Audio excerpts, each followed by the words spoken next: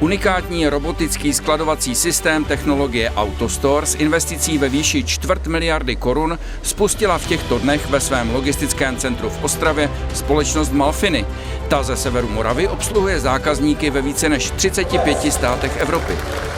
Dnešní den je velmi významný v tom, že jsme posílili kapacitní limity našeho centrálního skladu a tímto systémem si chceme v praxi ověřit její technologické možnosti, limity, tak, abychom mohli designovat naše distribuční huby, které plánujeme do budoucna přesněji a s vyšší efektivitou.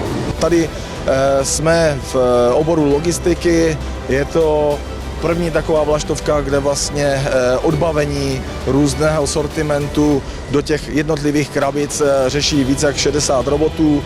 Vychystáváme textil pro naše zákazníky. Měli jsme tady stávající řešení, které bylo poměrně náročné, už nevyhovovalo z hlediska efektivity, tak jsme hledali řešení, kde bychom opravdu zásadně posunuli automatizaci a z toho vyplynulo to řešení AutoStoreu, kdy jsme maximálně eliminovali fyzicky náročnou práci, maximálně eliminovali činnosti, které nepřidávají hodnotu a operátoři opravdu dělají jenom tu jednu činnost, která přidává hodnotu, to znamená pikování textilu a zbytek obstarávají automaty a roboty.